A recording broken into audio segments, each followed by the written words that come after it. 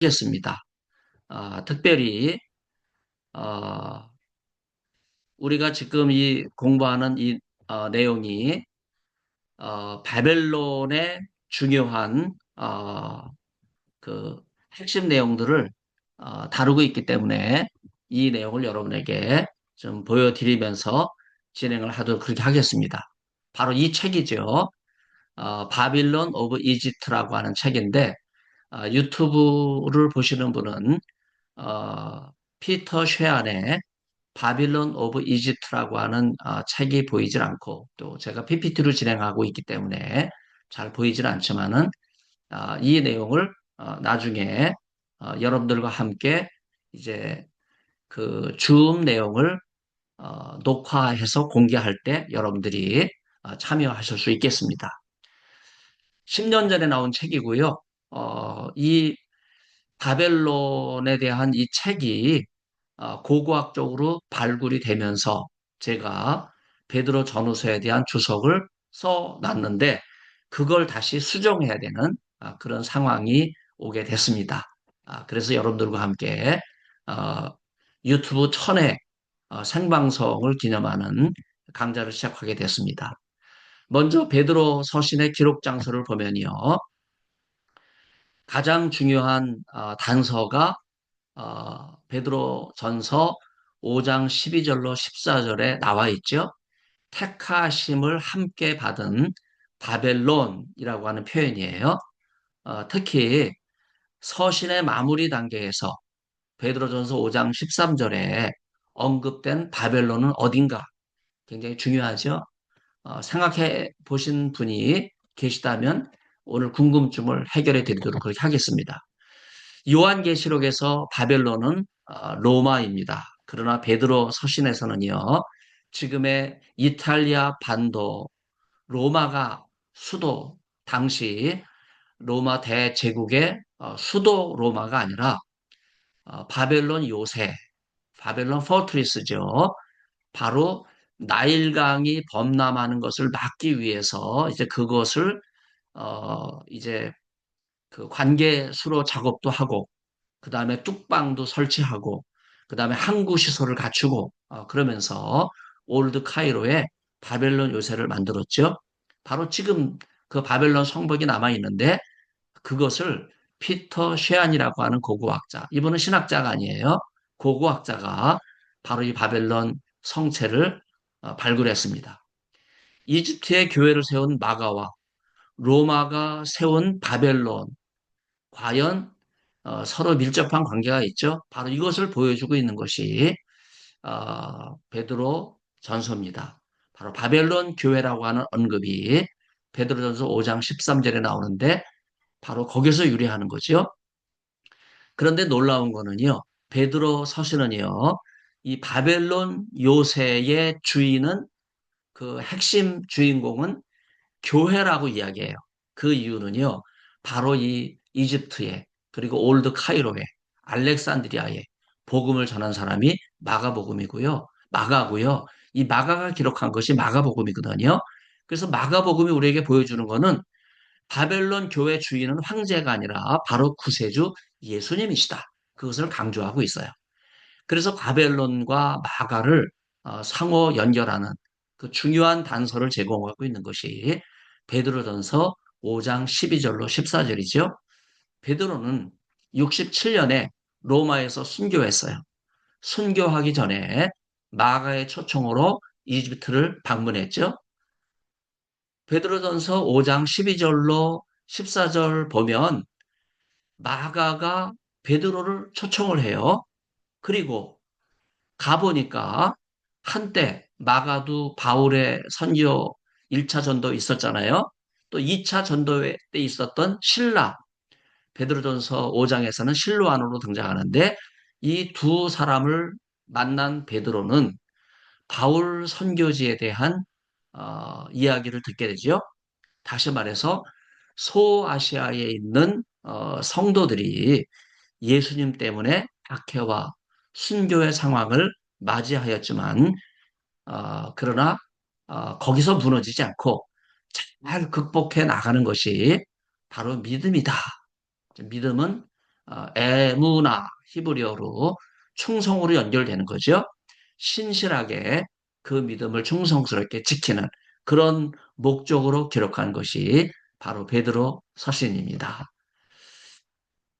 베드로가 서신을 어디서 기록했다고 여러분 이제 생각하실 수 있겠죠? 바로 이집트의 옛 카이로 바벨론 교회에서 기록한 거예요. 그러면서 바울의 선교지가 수신지죠. 소아시아 지역에 나그네와 외국인 같은 성도들이 예수님을 믿는다고 하는 이유로 비방과 증오와 박해를 당하는 위기적 상황에 직면하게 될 때, 바로 이 기절이 베드로 전서에 세 번이나 언급될 정도로 바로 이 베드로 서신은 구체적인 상황 속에서 기록된 거예요. 자, 그러면 무턱대고 제가 여러분에게 소개할 것이 아니라 베드로 서신을 주석하고 공부하는 방법론을 소개를 해드리겠어요. 그래야 여러분들이 도구를 들고 직접 베드로 서신을 공부하는 그런 훈련을 하실 수 있거든요. 그게 상호 본문성이에요. intertextuality라고 하는 표현이죠. 이 말의 뜻은요. 본문과 본문, 인터라고 하는 말이 본문 간의 관계잖아요. 그래서 본문 상호 간의 관계. 예를 들면 구약 성경 본문이 신약에, 또 신약 성경 본문이 신약에 서로 어떻게 연관되고 있는가. 이제 그걸 보여주는 6가지의 방법이 있는데, 그거는 이제 차차 말씀드리고요. 바로 베드로 전서는 그리스도교 공동체에서 이제 의붓자식처럼 취급이 돼서 잘 이 베드로 서신 공부를 안 해요. 근데 너무나 중요한 책이고 그 이유는 여러분 한 가지만 생각해도 알 수 있죠. 베드로는 예수님의 공생애 때 수제자잖아요. 더군다나 예수님 부활 승천하신 다음에는 여러분 사도행전 교회에서 대표적으로 복음을 전한 인물이 바로 베드로예요. 그리고 베드로는요, 나중에 지중해 지역의 감독으로 역할을 했거든요. 그런 점에서 누구보다도 예수님을 가장 잘 알고 있는 것이 베드로예요. 그래서 베드로 전서는 예수님에 대한 그리스도론을 기초로 해서 예수님의 말씀에 순종해야 된다 하는 권면을 하고 있고, 덕에 대한 목록을 다루면서 그 반대로 지중해 이방 신전에 가득한 거짓 선지자들이 가르쳤던 이 악동 목록들, 이것을 제시하면서 이거를 물리쳐야 된다고 이야기합니다. 그리고 바로 이것이 거룩한 그리스도인의 삶이고 그리스도인이 되기 위해서는 이제 가운표라고 하는 거, 구체적으로 어떻게 행동해야 되는가, 이제 그거에 대해서 조목조목 나열하고 있어요.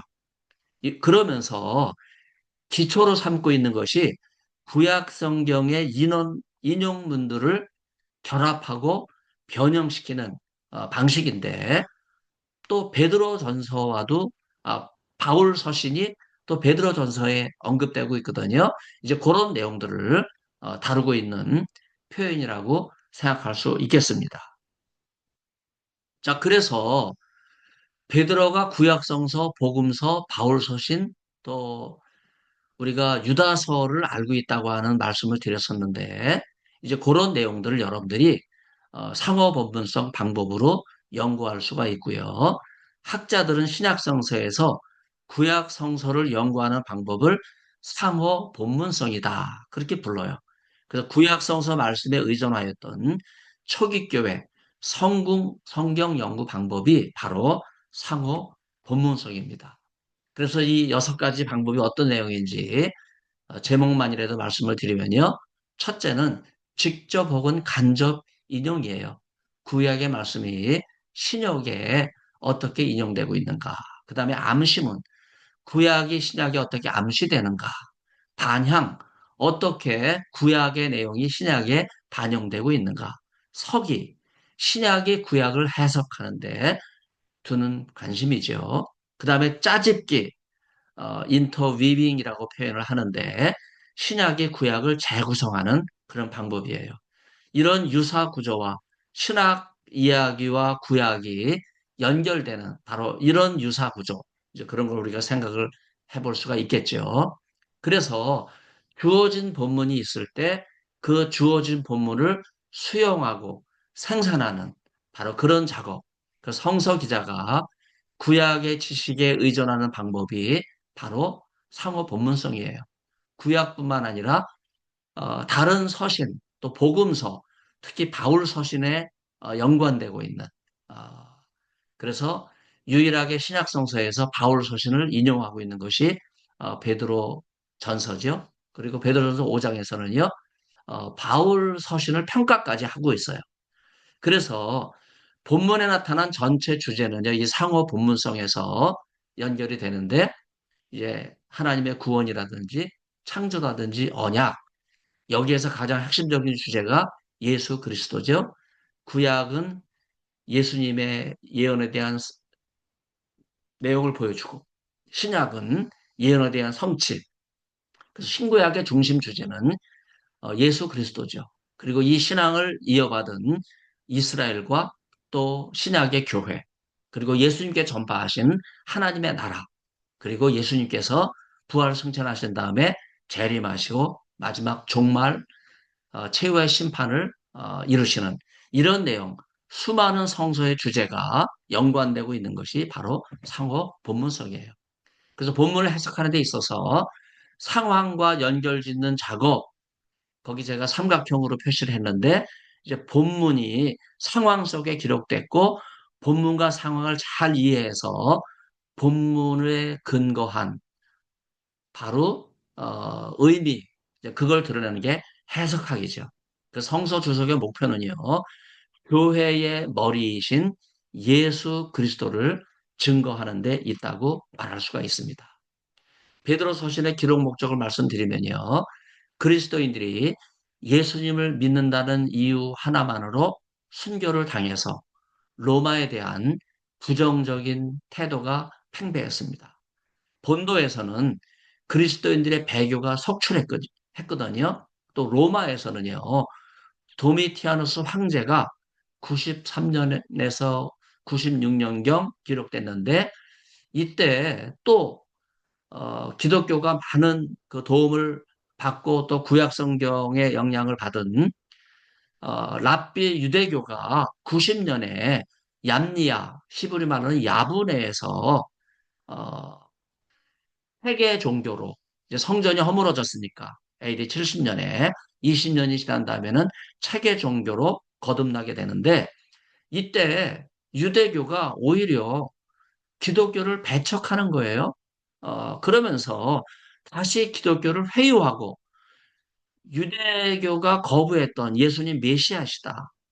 이것을 유대인들이 받아들이지 않았는데 예수 믿는 사람들이 예수님이 메시아시다.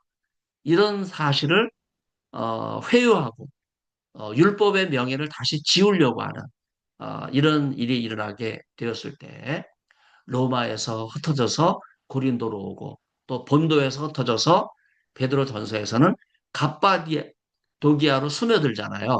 그 이런 내용들 고고학적으로 또 우리가 성지 답사를 가게 되면 갑바도기아 반드시 가게 되는데 이제 그런 내용들을 함께 이해를 하게 되는 거죠.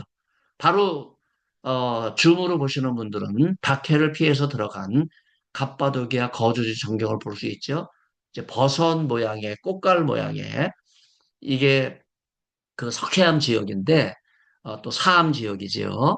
비가 와서 평평했던 땅이 이렇게 내려가니까 꽃갈 모양의 형태를 이루고 있는 것이 갑바도기아 지역인데 본도에서 어, 박해를 피해서 갑바도기아 숨어드는 사람들이 여기에 굴을 파고 또 지하 대림구유 같은 데는 지하 10층까지 로마의 카타콤과 같은 그런 지형을 파고 들어가면서 신앙을 지켰던 그런 내용들을 우리가 확인할 수 있습니다. 흩어진 그리스도인들이 어려움 속에 있다 하는 소식을 바로 이집트에 있는 카이로 kop트 교회에 머물러 있었던 베드로가 바로 마가를 통해서 바울의 선교지에 있었던 마가죠.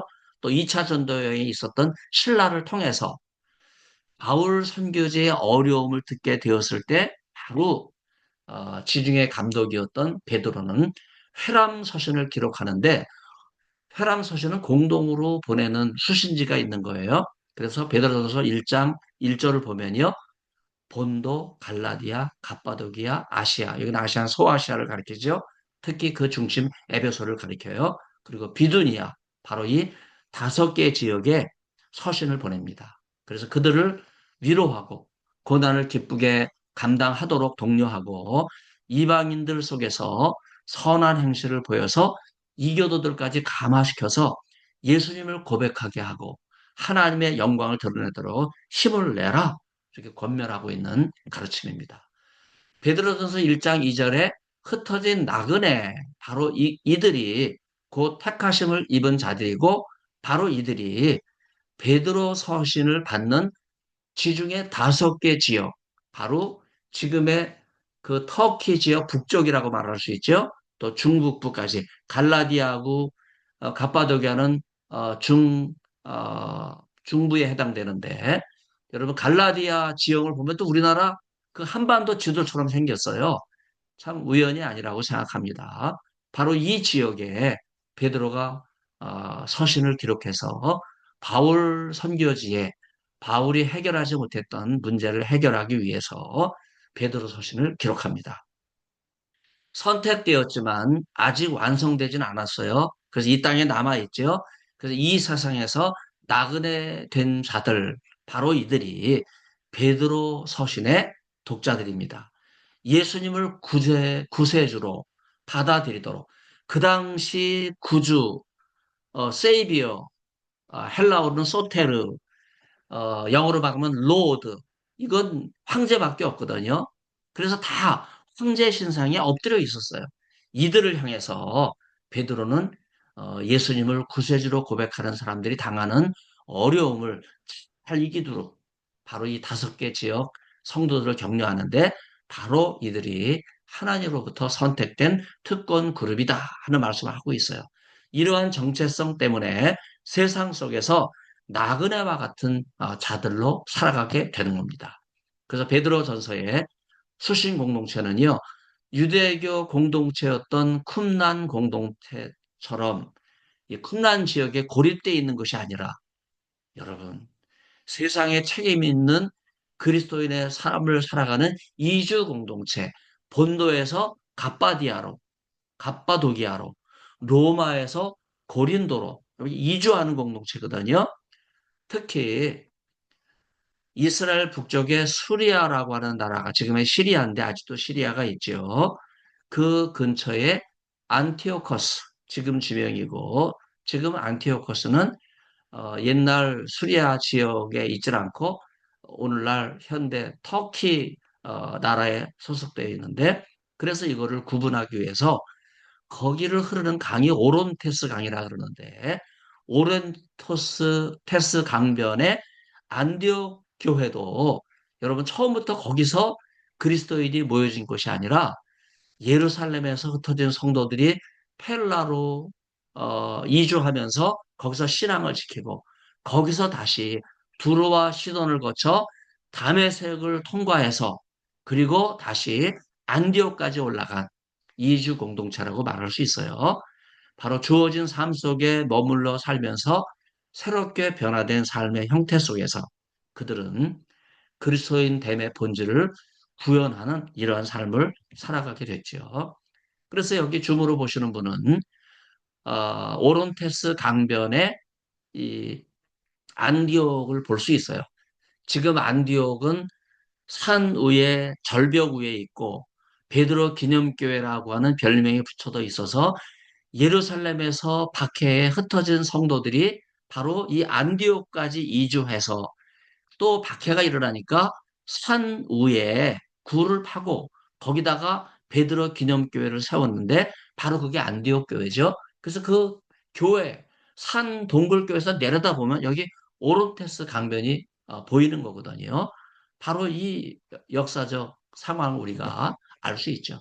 그래서 베드로가 일관되게 권면하고 있는 선한 행실, 그리스도를 통해 이루신 하나님의 은혜와 또 자비하심, 인자를 이미 맛본 자들, 어, 베드로전 2장 3절에 나오죠.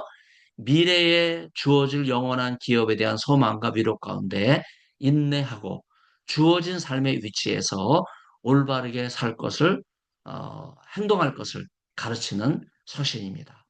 자, 그래서 여기서 중요한 것이 여러 번 반복되고 있는 나그네와 외국인 우리말로 제가 사역을 이렇게 했어요.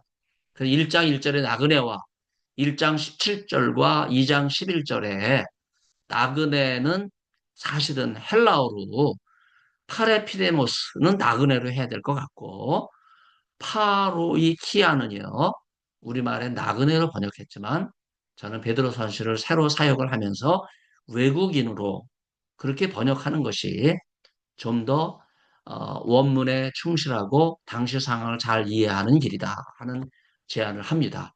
그 이유를 18절, 19절과 연관을 지을 수 있는데 은이나 금같이 없어질 것으로 하지 않고 예수 그리스도의 대속으로 부름받은 이들은 각 사람의 행위대로 심판하시는 하나님 아버지에 속한 자들로 지금 여기서 통치하시는 이는 로마 황제가 아니라 하나님의 나라의 주권을 가지고 계신 바로 하나님의 그 통치 속에 참여하고 있기 때문에 이 땅에 살고 있지만은 이 땅에 소속된 자들이 아니다. 그러니까 그냥 떠도는 나그네 의미가 아니라 나라는 다른 데 속해 있다.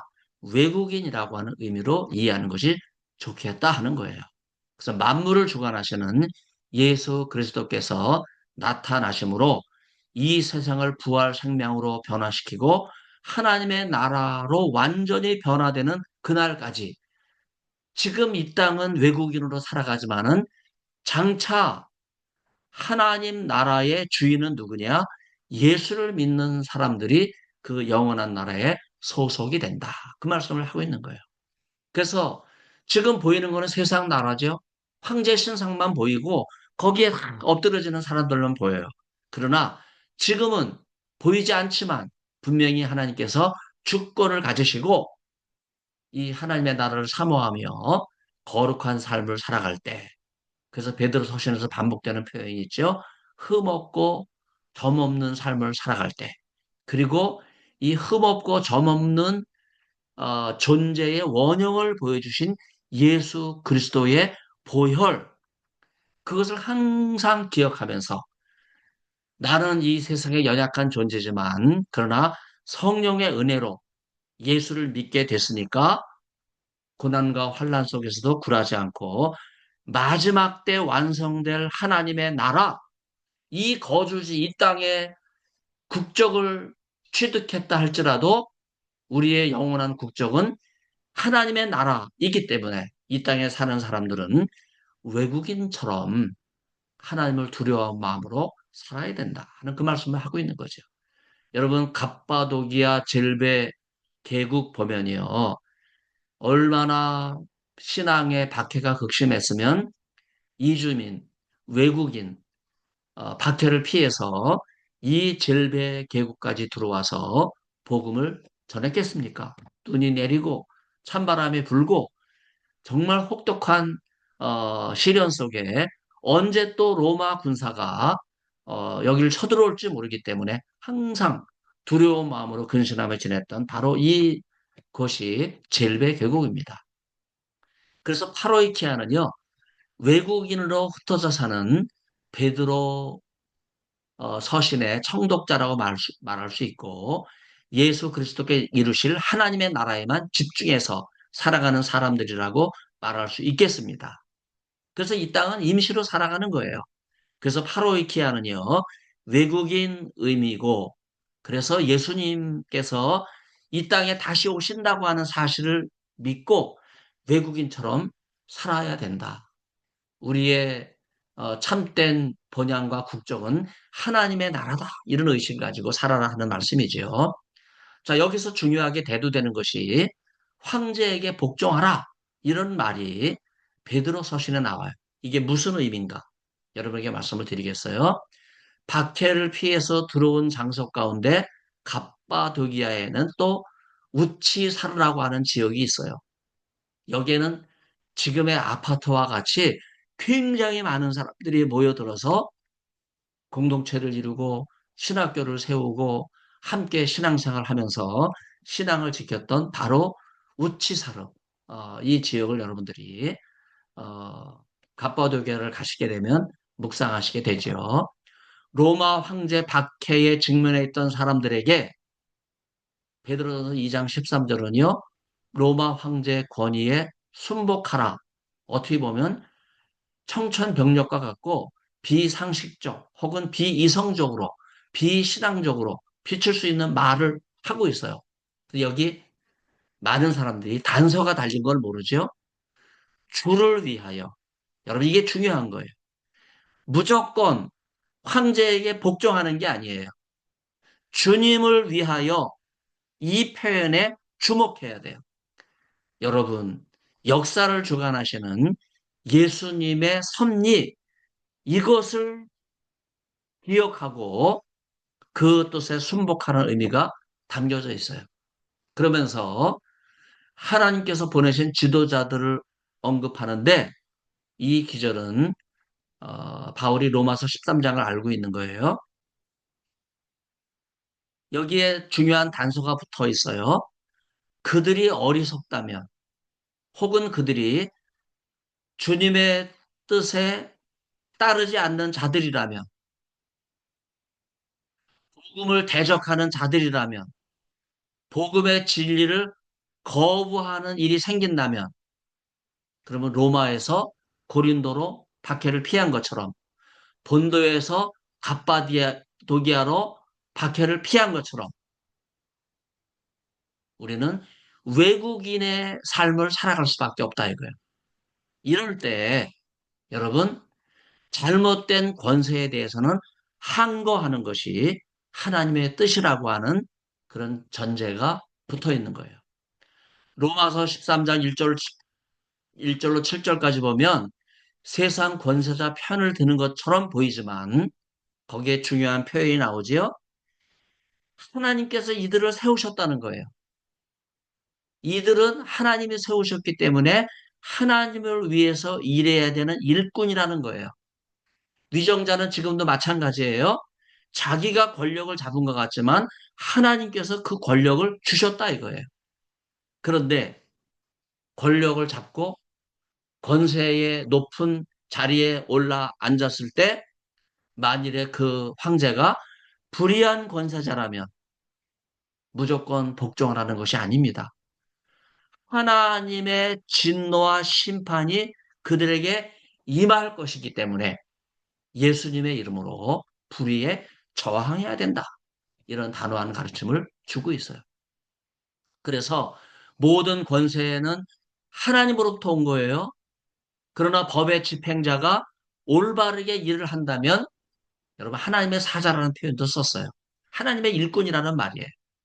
그래서 관원들은 선행자를 칭찬하고 악행자를 벌하는 하나님의 일꾼이다. 이게 법치주의거든요. 그래서 위정자는 법 위에 있으면 안 되고 자기도 법 아래서 법을 준수해야 돼요. 마음대로 법을 만들어서 자기 입맛에 맞게 법을 집행한다면 그건 악한 지도자거든요. 성도는 만일에 그 위정자가 선한 일에 힘쓰고 악행하는 자들을 벌한다면 그들에게 순복하라는 거예요. 양심적으로 순복해야 된다는 말이에요. 그러나 이 말을 또 제가 노파심이 있어서 역사적으로 잘못 이해해서 엄청난 그 잘못을 저질렀거든요. 무조건 교회가 또 중세교회가 로마 천주교가 황제와 결탁해서 나중에는 황제보다 교황이 더 위에 올라가서 면죄부를 팔고 사람의 그 죄 문제까지도 천국과 지옥 문제까지도 이 땅에 살아가는 한갓 인간에 지나지 않는 교황이 맘대로 좌지우지했던 이런 부패한 모습이 있었기 때문에 제가 높아시면서 말씀드려요. 잘못된 권세, 잘못된 권력, 잘못된 정치, 잘못된 교권, 잘못된 로마 천주교 교황, 여기에 대해서는 이미 하나님의 뜻을 떠났기 때문에 항거해야 된다. 바로 그 말씀을 하고 있는 거죠. 로마의 박해를 피해서 갑바도기아에 숨어들었던 성도들은요, 지하 동굴 데린쿠유, 요즘 그 터키 말로는 데린쿠유 그러죠. 지하 10층으로 숨어들어서 거기서 공동체 생활을 하며 신학교까지 세워가지고 어, 교회를 수호하는 일에 앞장섰습니다. 그래서 로마서 13장과 12장은요, 종말론적으로 이해를 해야 돼요. 종말을 대망하는 성도에게 사랑의 신라로서 국가에 대한 복종을 말하고 있지만, 그러나 국가 권세자보다 그 위에 계신 분은 누구예요? 바로 황제에게 권세를 주신 예수님께서는 왕의 왕이 되시고 역사의 주관자가 되신다. 그래서 모든 권세는 하나님께로부터 왔기 때문에 하나님의 뜻을 분별하며 하나님을 두려워하는 권세자는 그가 올바로 정치를 한다면 하나님의 사자고 하나님의 일꾼이다. 그런 표현을 하고 있어요. 여기에서 사용된 단어가 디카이오노스라고 하는 단어인데 이 단어는요. 하나님께서 맡기신 선한 일에 힘쓰는 자예요. 여러분 교회에서 흔히 사용되는 단어 집사라는 단어예요. 황자가 별거냐? 아니다. 황제는 그저 하나님의 도구에 지나지 않는다. 집사처럼 그 뜻에 하나님의 뜻에 순종해야 된다. 그래서 칼로 상징되는 세상의 질서를 바로잡는 직책이 주어졌지만은 이 칼을 무법하게 사용한다면 권세자를 세우신 하나님의 뜻에 어긋나게 사용한다면 우리는 복종할 수 없는 거죠. 항거할 수밖에 없는 거죠. 그래서 권세자들도 권세를 주신 하나님을 두려워해야 된다는 말씀이에요. 그래서 하나님 백성을 돕기 위해 세우신 하나님의 도구에 불과하기 때문에 성도가 두려워할 분은 황제가 아니에요. 처음부터 끝까지 권세를 주신 하나님이죠. 권세를 세우시고 거두시기도 하시는 분이 하나님이시니까 여러분 두려움의 대상은 세상 권세가 아니라 바로 참된 주권자이신 하나님이시죠. 이런 이유로 성도는 권세를 경보하지 않습니다. 도리어 권세를 주신 하나님을 찬송합니다. 하나님께서 우리 주위에 세우신 권세자는요, 여러분, 우리를 돕기 위한 일꾼에 지나지 않아요. 디카요노스, 집사에 지나지 않는다. 이걸 우리는 잘 기억해야 되겠어요. 종말의 긴박성을 알고 바로 로마서 13장 11절로 14절은 아우구스티누스의 참회록에도 등장하지만은요, 그가 방탕한 생활 20년 가까이 하고 거기서 돌이켜서 예수님의 말씀 앞에, 보혈의 피 앞에 회개하며 복음을 받아들이면서 회개하게 한 결정적인 말씀이라고 볼 수 있어요. 여기서 중요한 것이 때를 분별 안 하는 거예요. 여기서 말하는 때는 헬라어 카이로스, 하나님의 특정한 시기죠. 잠을 자다가 깰 때가 됐다 이거예요. 여러분, 이 세상과 유혹에 빠져 있는 것으로부터 깨어 세상의 악으로부터 깨어난다. 한국교회요, 잠에서 깨어나라. 세상 악에서 깨어나라. 지금 한국교회가 중대한 위기 앞에 당면에 있죠. 답답합니다. 우리가 이 문제를 어떻게 극복할 수 있을지 베드로 서신에서 지혜를 얻어야겠어요. 어둠의 속성은요, 빛을 싫어해요. 어둠에 익숙해진 인간도 마찬가지. 어둠 속에 사는 사람은 빛으로 나가기를 싫어합니다. 여러분, 야외에서 이렇게 돌을 둘치면 밝은 빛이 있을 때는 돌이 있고 이렇게 초원이 있는 것 같지만 돌을 들추면 그 돌 밑에 빛을 싫어하는 벌레들이 쏜살같이 도망가는 거 볼 수 있죠. 이게 세상의 이치예요. 빛이 비추는 순간 악은 물러가게 되어 있어요. 최후의 그리스도 심판대 앞에서 뚜껑이 열릴 때 모든 비밀이 벗겨지고 헛된 권세, 어두움의 세상 정욕에 사로잡힌 사람들은요, 하루아침에 그 모든 죄가 다 폭로될 거예요. 그때 사람들은 어두움을 견디지 못하여 살아 무너져라. 바웃돌아 나를 가려라. 이렇게 탄식하게 되죠.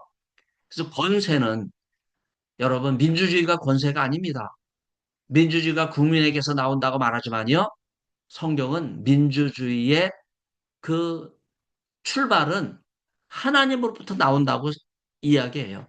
하나님이 사람들에게 선한 뜻을 주시는 거예요. 그렇습니다. 성도는 세상의 권세자들이 하나님의 올바른 도구가 될 수 있도록 우리가 잘 기도해야 돼요. 그런데 만일 그들이 하나님을 두려워하지 않고 권력을 잡는 순간 권력에 도취가 돼서 자기 마음대로 법을 제정하고 자기 마음대로 권력을 휘두를 때 우리는 어떻게 해야 되겠습니까? 피 흘리기까지 의를 위해서 싸워야 돼요. 하나님의 뜻이 아니기 때문에 교회는 항거해야 됩니다. 자, 그래서 베드로는 영혼의 목자와 감독을 제시를 합니다. 베드로전서 2장 25절을 보면 참 목자이신 예수 그리스도를 이야기해요. 그냥 목자는 목동이잖아요. 그런데 많은 목동 가운데 참 목자는 한 분밖에 없는데 그분이 누구냐? 바로 예수 그리스도시다. 그래서 베드로는 성도와 예수님의 관계를 양과 목자의 관계로, 그래서 오해가 있을 수 있으니까 양을 돌보는 목동, 목자는 많으니까 베드로는 참 목자라고 하는 표현을 통해서 이것을 강조합니다. 그래서 예수님이야말로 참 길이심을 제시하고 있어요.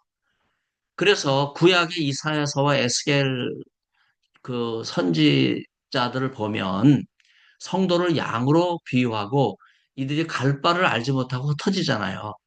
그래서 베드로는 이것을 인용하면서 하나님의 양무리를 잘 쳐야 된다 하는 이 목자를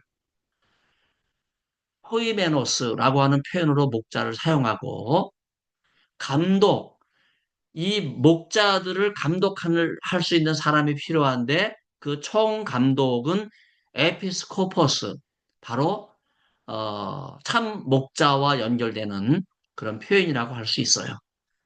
그래서 예수님에 대해서는요, 영혼의 목자와 감독이라는 표현을 사용하지요.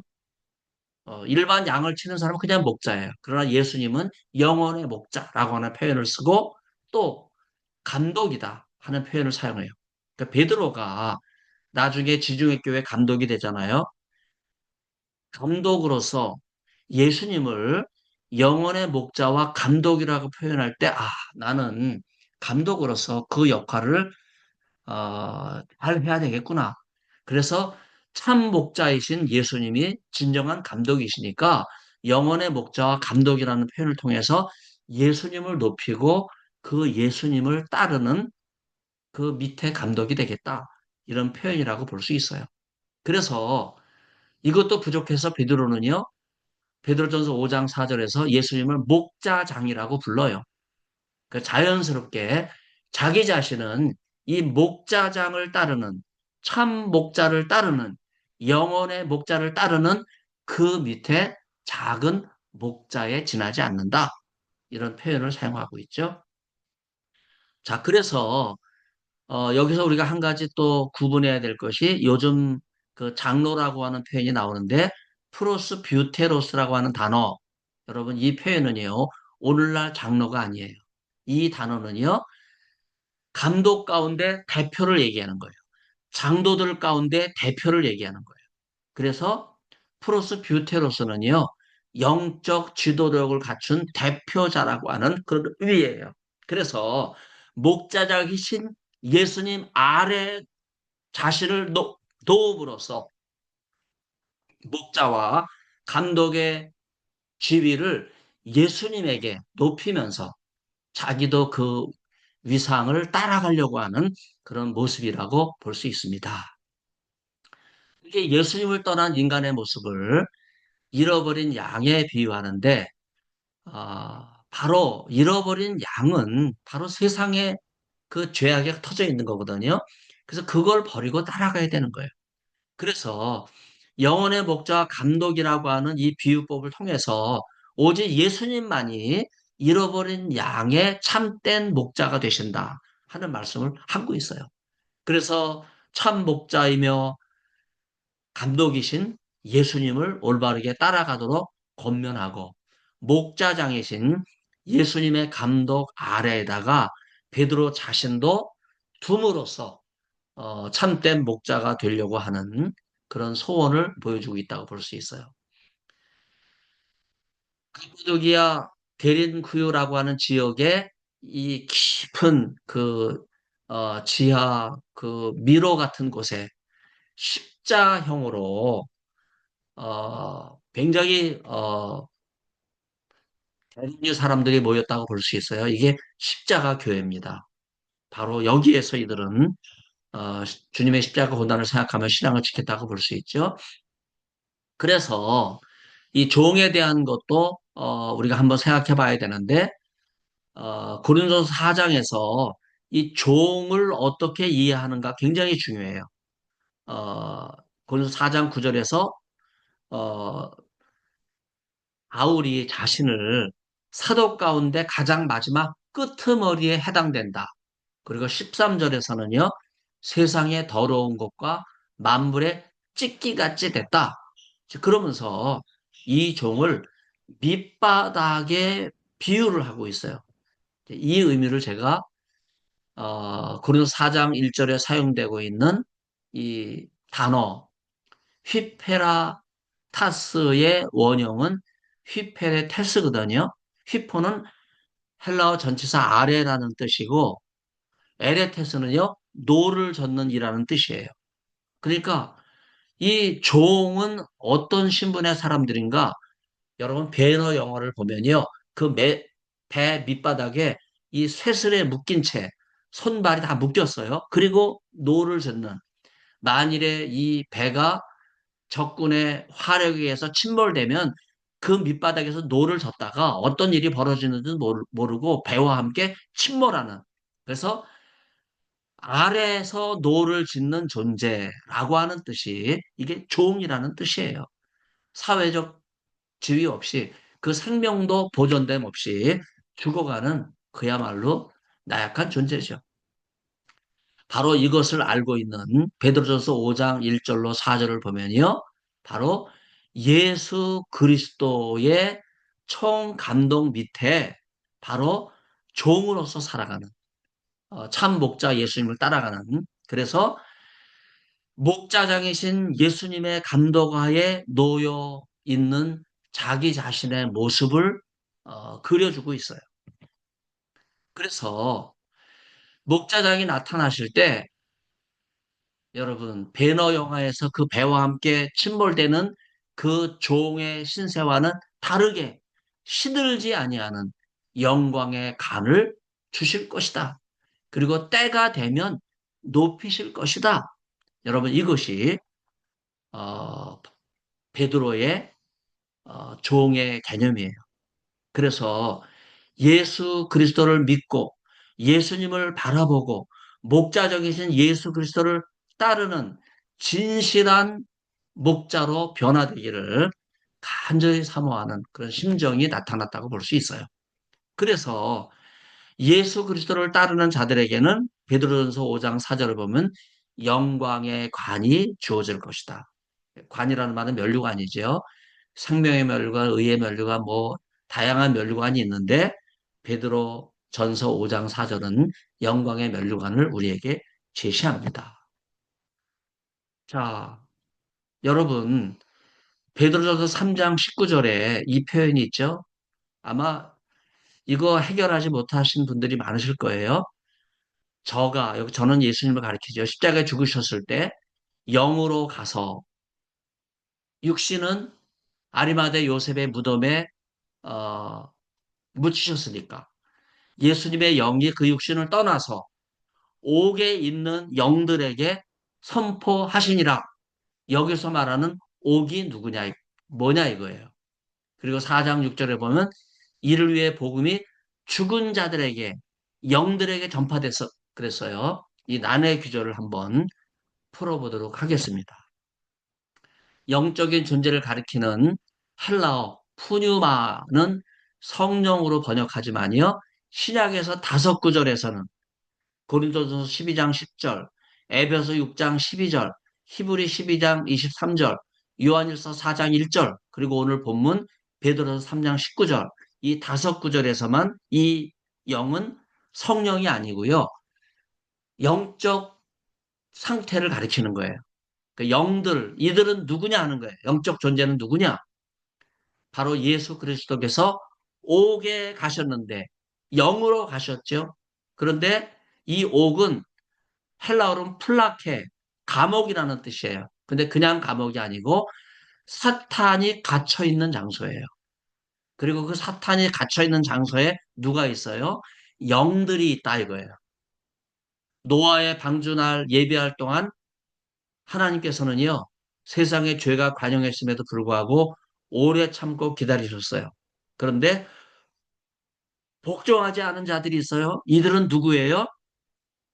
창세기 6장에 등장하는 하나님의 아들들, 천사들이에요. 이들이 타락해서 땅에 내려와 사람의 딸들과 결혼해서 네피림을 낳았어요.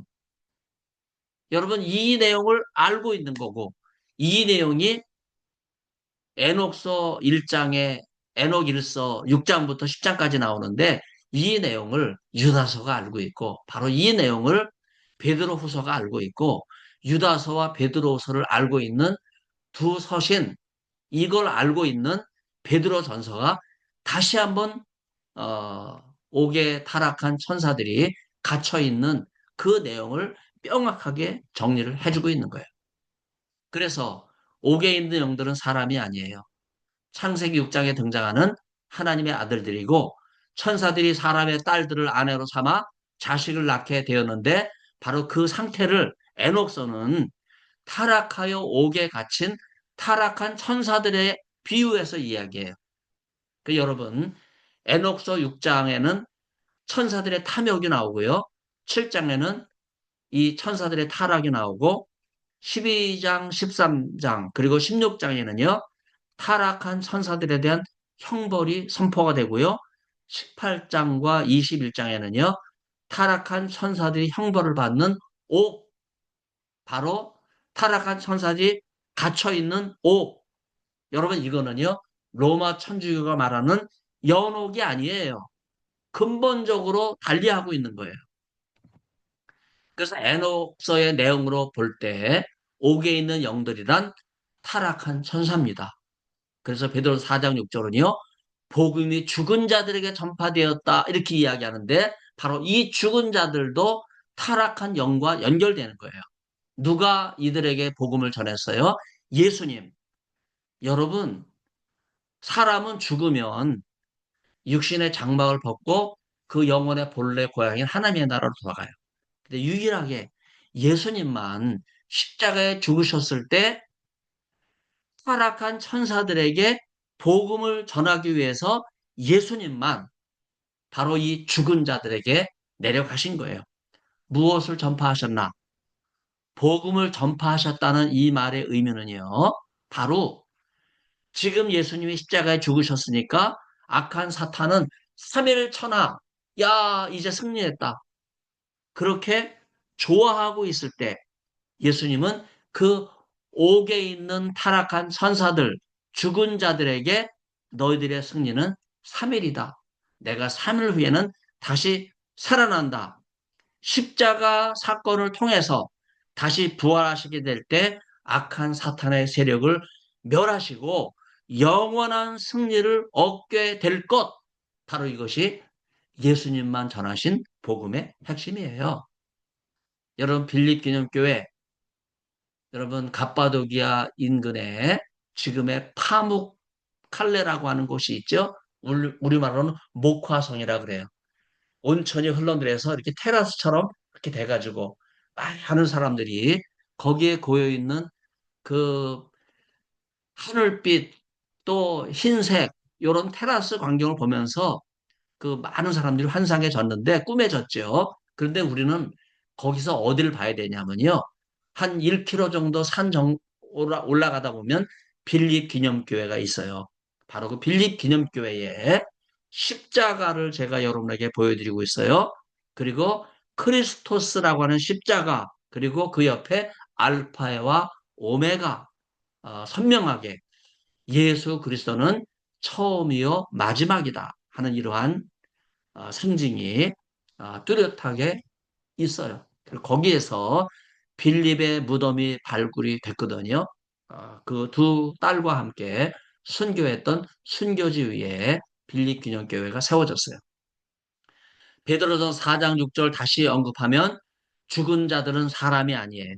사람들이 아니고 베드로전서 3장 19절과 마찬가지로 베드로전서 4장 6절에 옥에 있는 죽은 자들은 타락한 천사들입니다.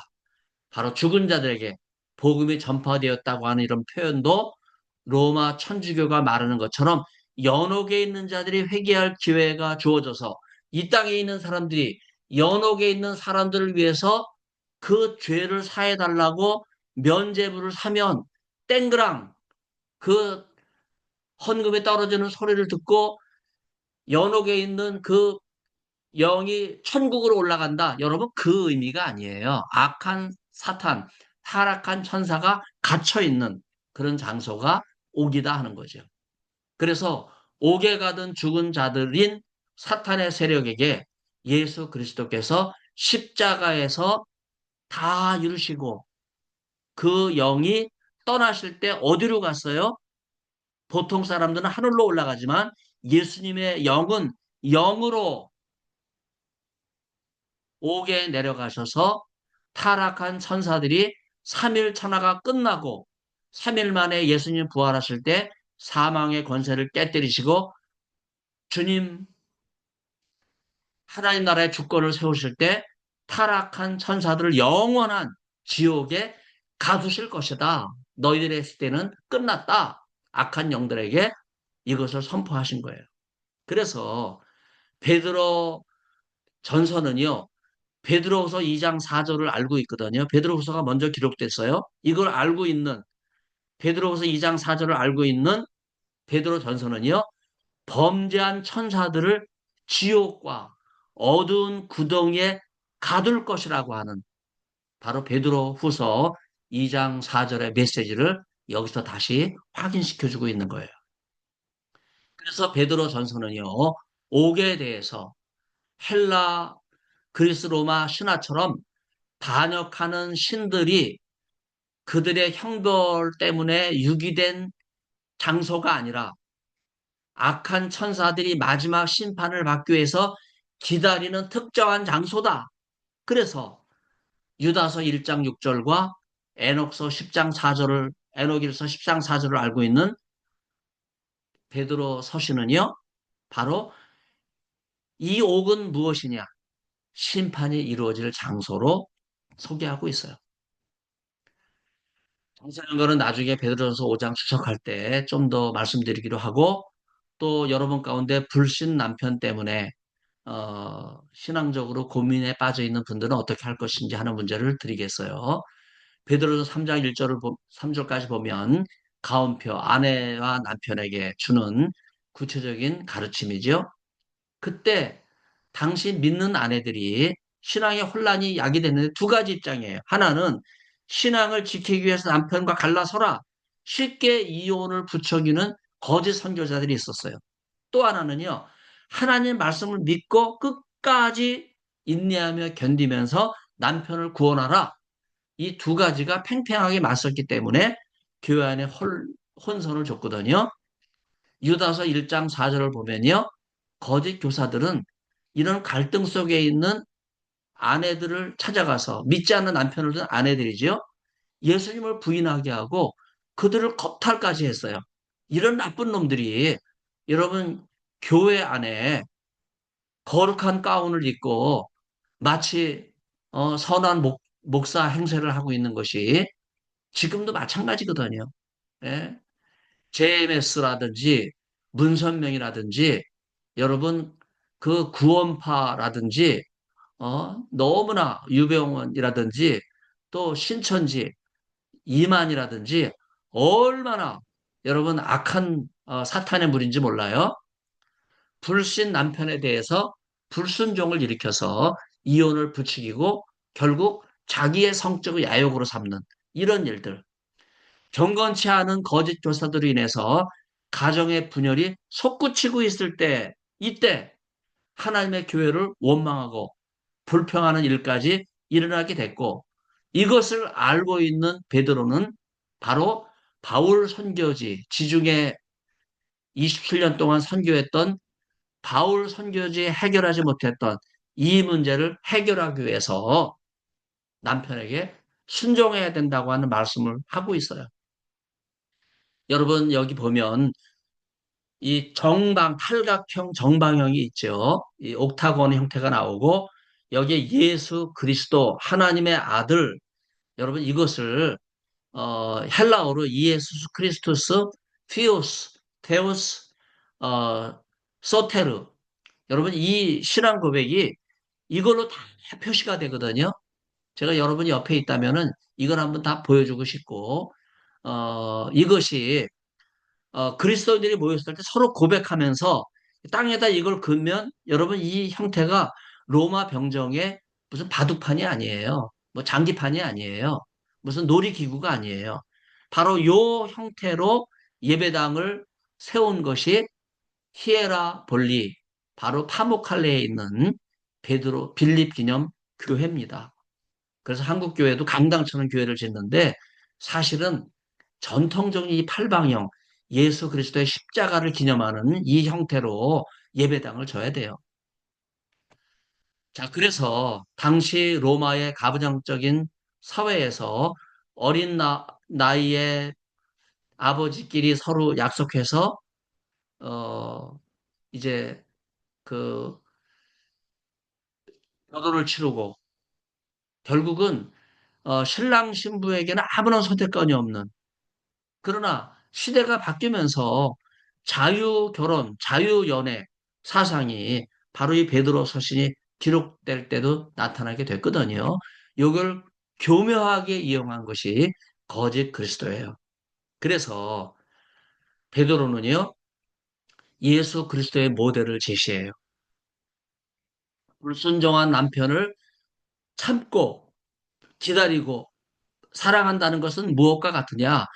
십자가에서 자기의 생명을 내놓으시고 물과 피를 남김없이 흘리면서 우리를 위해서 온전히 희생 제물이 되신 그 예수 그리스도, 그 구속의 은혜, 십자가의 사랑, 그것을 통해서 참고 견뎌야 된다 하는 말씀을 하고 있는 거죠. 그래서 로마의 도덕이 무너졌어요. 주인이 하녀들과 통정하고 그리스 로마 이방 신전 제사에 남창과 여창이 성행하고 남창은 남자 신도들, 여창은 여자 신도들에게 동성애 쾌락을 통해서 아데미 여신이라든지 키벨레 여신이라든지 여러분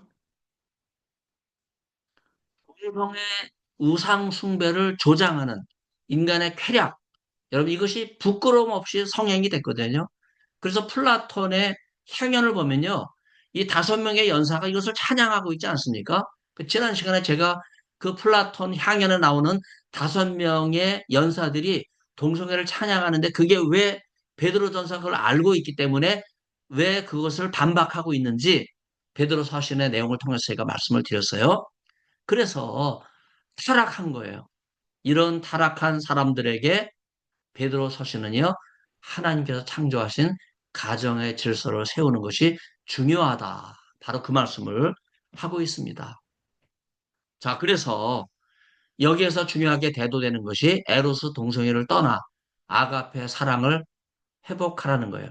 에로스는 동성애 신이에요. 아가페는 하나님의 무조건적인 사랑이거든요. 완전히 구분되는 사랑이죠. 베드로전서 4장 2절은 사람의 욕정 이런 표현을 사용하고 있는데 요한일서 2장 16절을 알고 있는 거예요. 정욕이라는 단어와 같은 의미로 욕정을 따르지 말고 하나님을 위해서 근신하며 살아가라 하는 말씀을 하고 있는데 바로 욕정을 따르는 이방 신전, 바로 그 동성애 우상 숭배로 돌아가는 이방 신전, 그는 에로스 동성애 장소예요.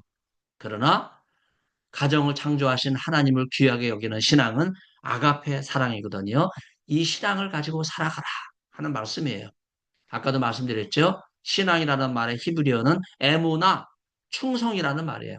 한번 이방 신전의 동성애 쾌락으로부터 나왔으면 다시 글로 돌아가는 게 아니에요. 충성스럽게 순결한 삶을 살아가야 된다. 이것이 하나님의 창조 질서를 존중하는 그리스도의 삶이죠. 여기 흉측한 등잔이 있죠. 이 거대한 등잔 손잡이가 여러분 자세히 보세요.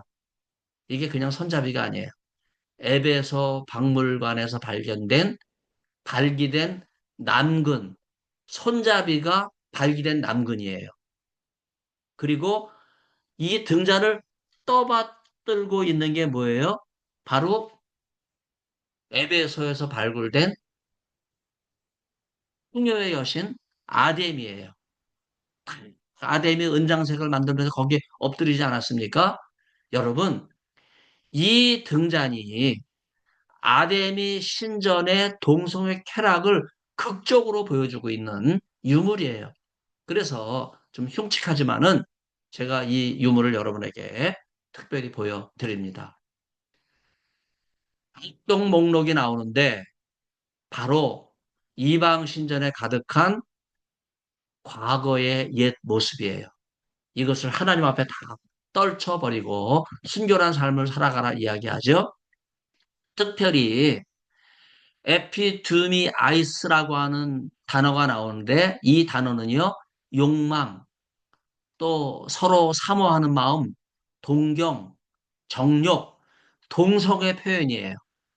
그 다음에 아셀게이 아이스라고 하는 표현이 나오는데 이 단어는요, 악동 목록에 나오는 음란이에요.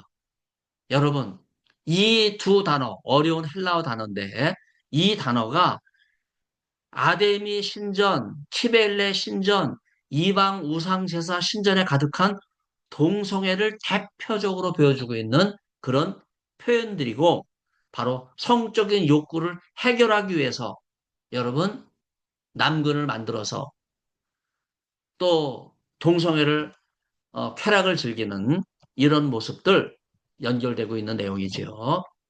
그리고 이러한 고대 악동 목록은요. 그리스 로마 세계에 가는 모든 문헌에도 나타나고 스토아 철학에도 알려져 있고 유대교에도 알려져 있어요.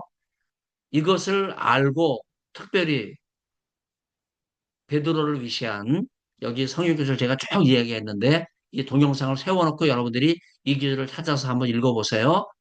바로 기독교 문헌에 이런 악독 목록들이 나타나는데 이것을 베드로전서 4장 3절은 그대로 인용하고 있고 특히 이 악독 목록을 바울 서신에 많이 등장하거든요. 그 중에서 동성애와 관련된 로마서 1장 29절과 베드로 전서 4장 3절은 직접 연결하고 있어요. 이 중에서 아데미 토이스라고 하는 단어가 나오는데 이 단어는요, 구체적으로 아데미 우상숭배라고 하는 그런 단어로 우리말은 무법한 것으로 번역을 해놨어요. 그러나 이 아데미 토이스는요, 아데미 우상숭배라고 저는 사역을 한 거예요. 자, 그래서 여기에다가 또 하나 아데미 토이스 다음에 붙어 있는 단어가 뭐냐 하면요. 좀 길게 붙어 있어요. 에이돌로 라트리 아이스라고 하는 단어가 붙어 있거든요. 이 단어는요. 금지된이라는 표현이에요. 그래서 아데미 토이스 에이돌로 라트리아 아이스라고 하는 이 표현은요. 금지된 아데미 우상 숭배다. 제가 베드로 서신 그 주석을 쓰면서 그렇게 본문을 사역했어요. 그래서 베드로는 만연된 악독 동성에서 벗어나는 것이 우상 숭배를 떠나 천지를 창조하신 남녀를 통해 가정을 세우시려고 하는 하나님의 창조 질서를 회복하는 길이다. 그렇게 말씀하고 있어요. 그래서 베드로전 4장 8절은 열심히 사랑하라라고 하는 표현이 나오는데 이 내용은요. 바로 누가복음 7장 14절 예수님 말씀을 인용하고 있는 거예요. 여기서 언급된 사랑은요. 에로스 사랑이 아니고 아가페 사랑이에요.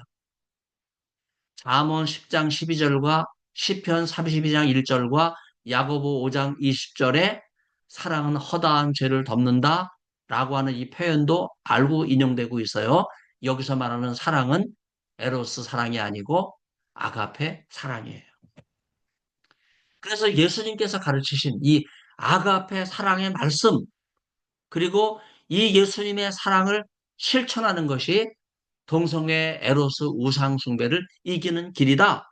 이것을 강조하고 있는 거예요. 그래서 베드로는 바울의 선교지의 문제점, 사랑의 예수님을 기억하면서 무엇보다 뜨겁게 서로 사랑할지니 사랑은 허다한 죄를 덮느니라. 여기서 말하는 죄는 동성애 에로스 죄예요. 뜨겁게 사랑하라 이야기할 때 이 사랑은 아가페 사랑으로 되어 있어요. 그런 점에서 여기 아가페 에크네테스라고 하는 단어가 나오는데 이걸 제가 직역을 하면요. 중단되지 않는 아가페 사랑을 이야기하는 거예요. 허다한 죄라고 하는 단어는 프레토스 하마르티아 이건 잘못된 판단이라는 뜻이거든요. 그러니까 죄 그러면 목사님들이 흔히 관역을 잘못 쓴 거다 이렇게 이야기하는데 여러분 원래 이 관역이 빗나간다 과오, 잘못된 판단, 이 의미가 바로 하마르티아라고 하는 단어인데 성경에 그렇게 많이 등장하는 이 하마르티아라는 단어는요, 아리스토텔레스의 시학에 제일 먼저 사용됐어요. 그래서 아리스토텔레스 시학을 보면요, 하마르티아는 그냥 죄 이렇게 이야기하지 않고 오이디푸스를 예를 들면서 아버지와 경쟁 관계, 어머니의 사랑을 자기가 쟁취하면서 천벌을 받을 놈이죠. 아버지를 죽이잖아요. 그래서 판단착오라고 하는 표현이 원래 하마르티아예요. 바로 이것을 베드로가 알고 에로스의 잘못된 사랑, 이거는 동성애 우상 숭배의 판단착오기 때문에 이것은 하나님의 창조 질서를 거역하는 판단착오니까 이것을 버리고 창조주 하나님에게로 돌아오라. 이런 말씀을 하고 있는 거예요. 누가 복된 자입니까? 여러분 예수님께서 분명히 말씀하셨어요. 아가페 사랑을 회복한 사람들이에요. 바로 에로스 동성애 우상 숭배에서 벗어나 아가페 에크네테스 중단되지 않는 예수님의 사랑 그것을 회복하고 프레토스 하마르티아 허다한 죄를 덮는 바로 이것이 하나님께서 예수님을 통해서 우리에게 보여주신 영원한 사랑입니다. 자, 그래서 오늘 베드로 서신 특강을 올드 카이로에 있는 바벨론 교회로 시작을 했는데 여러분 줌으로 보시는 분은 여기 왼쪽 고고학 도면에 보면 동그라미 두 개가 나오죠. 여러분 이거는 요새처럼 보이지만 요새가 아니에요. 여러분 자세히 보세요. 거기 팔각형의 교회 모습이 있어요.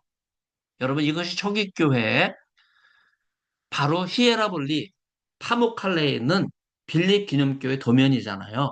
바로 여기 마가가 교회를 개척한 이 올드 카이로 바로 알렉산드리아 이 지역에 있는 교회의 원형이에요. 바로 이 교회의 모습을 여러분 신학자가 발굴한 게 아니에요. 피터 셰안이라고 하는 일반 고고학자가 발굴했어요. 그 제가 이 책을 이집트에서 출판을 했기 때문에 제가 거기 성지 어, 답사 인솔 교수로 가서 그 박물관에서 사왔어요. 이게 300불이에요. 어마어마한 돈을 지불해서 이걸 사가지고 왔는데 프레이즈 더 로드. 하나님 앞에 영광을 돌립니다. 제가 이 책을 몰랐다면요. 여러분 베드로 전후서, 유다서, 주사기 많아요. 이 책을 모르고 다 썼어요. 그래서 제가 이 책을 발견하고 베드로 전후서 주석을 다시 쓴 거예요. 그래서 앞으로 출판이 되면 한국뿐만 아니라 세계 신학계에 큰 도움을 주리라고 생각하는데 일차적으로 저는 피터 시안에게 감사를 드립니다. 자, 이렇게 해서 오늘 강의를 마쳤고요. 네, 오늘 줌에 좀 네, 문제가 있는 거 여러분에게 좀 사과 말씀드리고요. 그러나 이게 녹화가 잘 됐기 때문에 오늘 참여하지 못하신 분들은 줌을 통해서 같이 수업을 들으시면 좋을 것 같습니다. 함께 해주신 여러분들에게 너무나 감사를 드립니다. 할렐루야, 프레이즈 더 로드, 하나님께 영광을 돌립니다. 유튜브에도 천의 기념으로 함께 하신 여러분들 너무나 감사드려요. 하나님께서 주시는 평화가 이 복된 크리스마스 계절에 여러분에게 함께 하시기를 간절히 기원합니다. 제 뒤에 히브리어 문구가 있는데 이거는 아론의 축복문이에요. 그래서 여러분들이 궁금해 하시기 때문에 제가 말씀드렸습니다. 할렐루야. 감사합니다. 다시 만나겠습니다. 네.